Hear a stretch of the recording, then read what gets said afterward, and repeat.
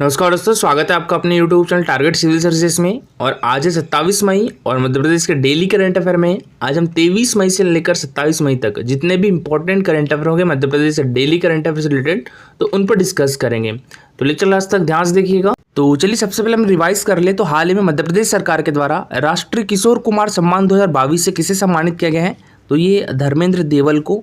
तो इसका आंसर होगा तो ऑप्शन नंबर ए। और हाल ही में मध्य प्रदेश के किस शहर की पर्वतारोही ज्योति रात्रे माउंट एवरेस्ट पर चढ़ने वाली सबसे उम्रदराज महिला बन गई है? तो ये भोपाल से है। तो इसका आंसर होगा तो ऑप्शन नंबर बी। और इनकी आयु कितनी है? 55 वर्ष। ठीक है, 55 वर्ष में ज्योति रात्रे माउंट एवरेस्ट पर चढ़ने वाली सबसे उम्रदराज महिला बन गई है। इनका संबंध कहाँ से है? तो ये भोपाल से है। और माउंट एवरेस्ट फतह करने वाले मध्य प्रदेश के पहले व्यक्ति कौन थे? रत्नेश पांडे थे। ये कहाँ से? सतना से है। और माउंट एवरेस्ट फतह करने वाली मध्य प्रदेश की पहली महिला कौन थी? मेघा परमार थी। मेघा परमार कहाँ से है? सीहोर से है। ठीक है। और किस किस ने माउंट एवरेस्ट फतह किया है हमारे मध्य प्रदेश से? भावना डहरिया, भगवान सिंह कुशवाहा, मधुसूदन पाटीदार, आशीष गुप्ता।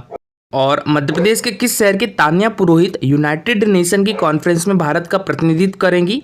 तो ये कहाँ से है? भोपाल से है। तो इसका आंसर हो जाएगा ऑप्शन नंबर बी। ठीक है, भोपाल शहर की तान्या पुरोहित यूनाइटेड नेशन की कॉन्फ्रेंस में भारत का प्रतिनिधित्व करेंगी। यूनाइटेड नेशन की Asian youth international model United nation conference का आयोजन है वो कहाँ पर किया जाएगा? सिंगापुर में किया जाएगा। ठीक है, तो यहीं पर हमारे मध्य प्रदेश के भोपाल शहर की तान्या पुरोहित इस कॉन्फ्रेंस में भारत का प्रतिनिधित्व करेंगी। और राष्ट्रीय कृषि और ग्रामीण विकास बैंक यानी नाबार्ड की ओर से 14 से 18 जून 2024 तक आम महोत्सव 2024 का आयोजन कहाँ पर किया जाएगा? तो ये हमारे मध्य प्रदेश की राजधानी भोपाल में किया जाएगा। तो इसका आंसर हो गया था ऑप्शन नंबर बी। ठीक है। और बात करें नाबार्ड की, तो इसकी स्थापना 12 जुलाई 1982 में की गई थी। ठीक है, नाबार्ड की स्थापना कब की गई थी? 12 जुलाई 1982 में की गई थी। और इसका हेडक्वार्टर कहाँ पर है? तो ये मुंबई में है। ठीक है। और इसके द्वारा 14 से 18 जून 2024 तक आम महोत्सव 2024 का आयोजन हमारे मध्य प्रदेश के शहर भोपाल में किया जाएगा। और देखिए सुंदरराजा आम का संबंध किस डिस्ट्रिक्ट से है? तो ये रीवा डिस्ट्रिक्ट से है। ठीक है। और सुंदरराजा आम को जीआई टैग भी प्राप्त हुआ है। और हाल ही में किस संस्थान ने विशेष उपकरण पोर्टेबल क्वांटम बायोसेंसर बनाया है? तो ये IIT इंदौर ने। ठीक है, तो इसका आंसर होगा ऑप्शन नंबर ए। चलिए अब स्टार्ट करते हैं आज के करंट अफेयर। तो आज के करंट अफेयर में पहला क्वेश्चन है हमारा, देखिए अभी हाल ही में मध्य प्रदेश हाई कोर्ट के मुख्य न्यायाधीश किसे नियुक्त किया गया है? तो ये किया गया है जस्टिस सील नागू को। तो इसका आंसर हो जाएगा ऑप्शन नंबर सी। ठीक है, अभी हाल ही में हमारे मध्य प्रदेश हाई कोर्ट का मुख्य न्यायाधीश किसे नियुक्त किया गया है? तो ये जस्टिस सील नागू को। अभी तक हमारे मध्य प्रदेश के हाई कोर्ट के मुख्य न्यायाधीश कौन थे? रवि विजय कुमार मलिमथ जी थे। तो इन्होंने 24 मई 2024 को रिटायर्ड हुए हैं। और उनके स्थान पर जस्टिस सीलू नागू को मध्य प्रदेश हाईकोर्ट का मुख्य न्यायाधीश अभी हाल ही में कार्यवाहक न्यायाधीश नियुक्त किया गया है। बात करें जस्टिस अनिरुद्ध बोस की, तो देखिए हमारे मध्य प्रदेश के शहर भोपाल में राष्ट्रीय न्यायिक एकेडमी है। ठीक है, राष्ट्रीय न्यायिक एकेडमी कहाँ पर है? भोपाल में है। और मध्य प्रदेश राज्य न्यायिक एकेडमी कहाँ पर है? तो ये जबलपुर में है। तो राष्ट्रीय न्यायिक एकेडमी के निदेशक अभी हाल ही में किसे नियुक्त किया गया है? तो ये जस्टिस अनिरुद्ध बोस को। जस्टिस सत्येंद्र सिंह की बात करें तो इनको अभी हाल ही में हमारे मध्य प्रदेश का लोकायुक्त नियुक्त किया गया है। ठीक है, हमारे मध्य प्रदेश के 8वें लोकायुक्त कौन बने हैं? तो ये जस्टिस सत्येंद्र सिंह। हमारे मध्य प्रदेश के 7वें लोकायुक्त कौन थे? तो ये एनको गुप्ता थे। ठीक है। और बात करें जस्टिस रवि विजय कुमार मलिमथ की, तो ये अभी तक हमारे मध्य प्रदेश के मुख्य न्यायाधीश थे। ठीक है, कौन? जस्टिस रवि विजय कुमार मलिमथ जी। और हमारे मध्य प्रदेश के पहले मुख्य न्यायाधीश कौन थे? तो ये मोहम्मद हिदायतुल्लाह जी। तो देखिए जस्टिस अनिरुद्ध बोस की बात करें तो इनको राष्ट्रीय न्यायिक एकेडमी का निदेशक क्यों नियुक्त किया गया है? और राष्ट्रीय न्यायिक एकेडमी कहाँ पर है? तो ये भोपाल में है। जस्टिस सत्येंद्र सिंह हमारे मध्य प्रदेश के लोकायुक्त बने हैं। ठीक है, हमारे मध्य प्रदेश के लोकायुक्त कौन बने? जस्टिस सत्येंद्र सिंह 8वें लोकायुक्त हैं। जस्टिस रवि विजय कुमार मलिमथ जी ये कल ही रिटायर्ड हुए हैं। ठीक है, जस्टिस विजय कुमार मलिमथ जी अभी तक हमारे मध्य प्रदेश हाईकोर्ट के मुख्य न्यायाधीश थे। जस्टिस विवेक रोसे की बात करें तो इनको अभी हाल ही में ग्वालियर खंडपीठ में न्यायाधीश नियुक्त किया गया है। अरविंद पनगड़िया जी की बात करें तो ये अभी हाल ही में 16वें वित्त आयोग के अध्यक्ष बने हैं। ठीक है, 16वें वित्त आयोग के अध्यक्ष कौन बने हैं? अरविंद पनगड़िया जी। अरविंद पनगड़िया जी देखिए इसके पहले नीति आयोग के उपाध्यक्ष भी रह चुके हैं। ठीक है, एम खानविलकर की बात करें तो ये अभी हाल ही में हमारे देश के लोकपाल नियुक्त किए गए हैं। ठीक है, अभी हमारे देश के लोकपाल कौन है? एम खानविलकर है। और ये हमारे देश के दूसरे लोकपाल है। एडमिरल दिनेश कुमार त्रिपाठी जी की बात करें तो इनको अभी हाल ही में नेवी का अध्यक्ष नियुक्त किया गया है। ठीक है, मध्य प्रदेश हाई कोर्ट के नए चीफ जस्टिस कौन होंगे? सील नागू होंगे। उन्हें कार्यवाहक चीफ जस्टिस के रूप में नियुक्त करने की अधिसूचना जारी कर दी गई है। जस्टिस नागू वर्तमान चीफ जस्टिस रवि विजय कुमार मलिमथ जी का कार्यभार संभालेंगे, जो कि 24 मई को रिटायर्ड हो गए हैं।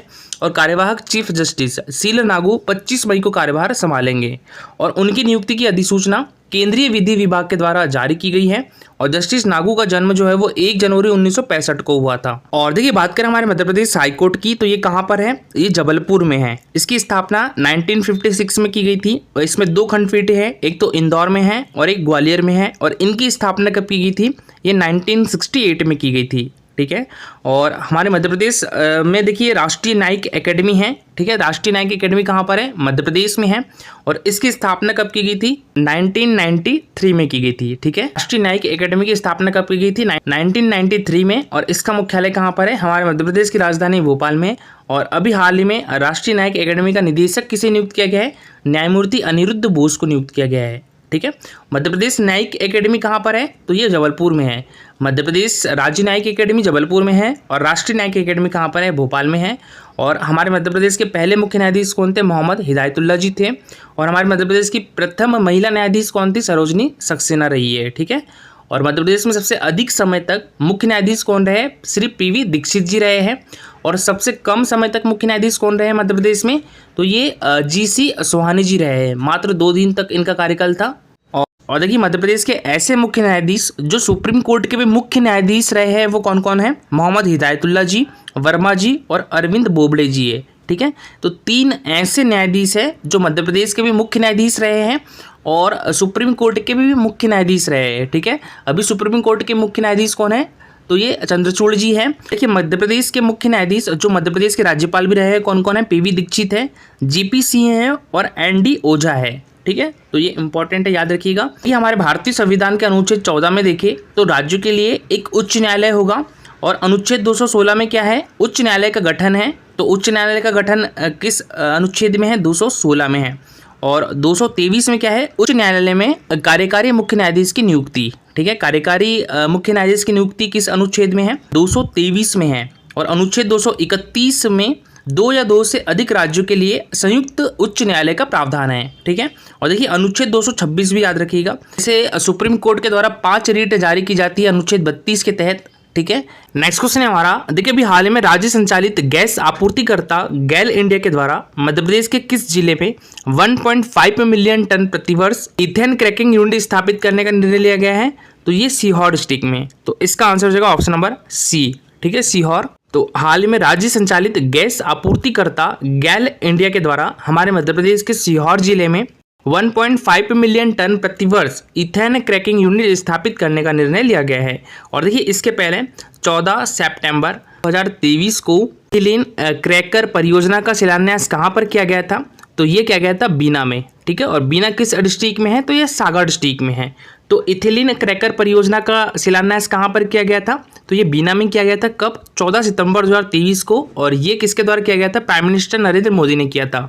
तो देखिए राज्य संचालित गैस आपूर्ति गैल इंडिया ने मध्य प्रदेश के सीहोर में 1.5 मिलियन टन प्रतिवर्ष इथेन क्रैकिंग यूनिट स्थापित करने के लिए 50,000 करोड़ रुपए तक निवेश करने की योजना बनाई है।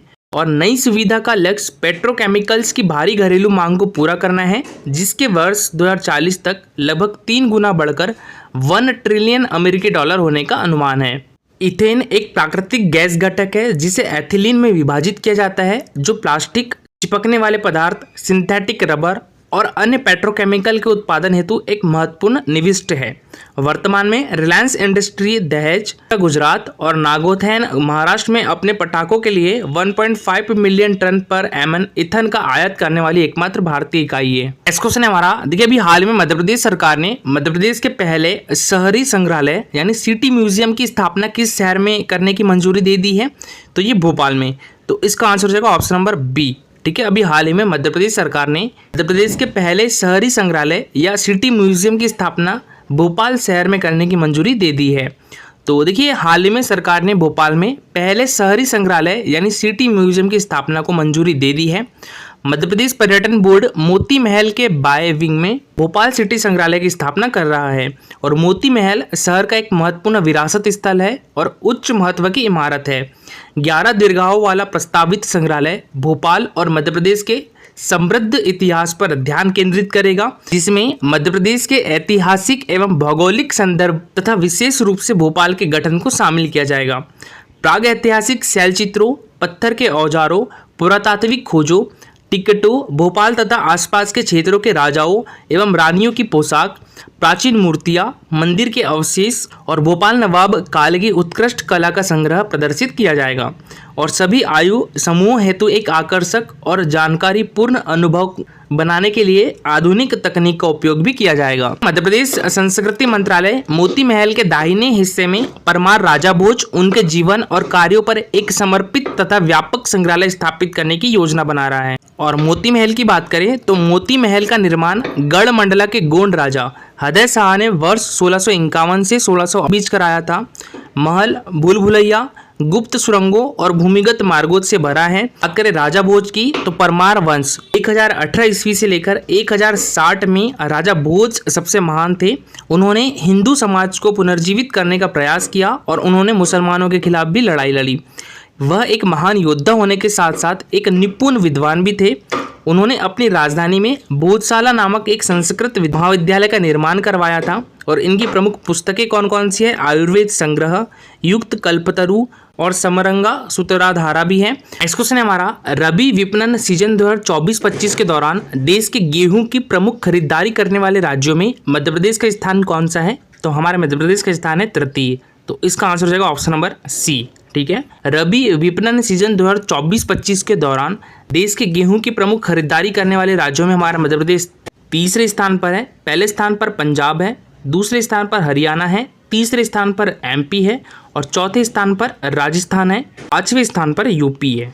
ठीक है, तो देखिए रबी विपणन सीजन 2024-25 के दौरान देश के प्रमुख खरीदारी करने वाले राज्यों में गेहूं की खरीदारी सुचारू रूप से चल रही है और इस वर्ष अब तक केंद्रीय पूल में 262.48 लाख मीट्रिक टन गेहूं खरीदा जा चुका है, जो पिछले वर्ष की कुल 262.02 लाख मीट्रिक टन खरीदी से अधिक है। और रबी सीजन 2024-25 के दौरान कुल 22.31 लाख किसान लाभान्वित हुए हैं और उन्हें कुल 59,715 करोड़ रुपए का न्यूनतम समर्थन मूल्य मिला है। गेहूं की खरीदारी में मुख्य योगदान 5 खरीद करने वाले राज्यों अर्थात पंजाब, हरियाणा, मध्य प्रदेश, राजस्थान और उत्तर प्रदेश का रहा है। जहां पंजाब की बात करें तो पंजाब में 124.26 लाख मीट्रिक टन, हरियाणा की बात करें तो हरियाणा में 71.49 लाख मीट्रिक टन और हमारे मध्य प्रदेश में 47.78 लाख मीट्रिक टन, राजस्थान में 9.66 लाख मीट्रिक टन और उत्तर प्रदेश में 9.07 लाख मीट्रिक टन की खरीदी की गई है। ठीक, कल का हमारा क्वेश्चन था 2011 की जनगणना के अनुसार मध्य प्रदेश में कुल श्रमिकों में से कितने प्रतिशत कृषि गतिविधियों में कार्यरत है? तो ये है 69.8%। तो इसका आंसर हो जाएगा ऑप्शन नंबर सी। ठीक है, और ये MBPSC फॉरेस्ट मैंस में क्वेश्चन पूछा गया था।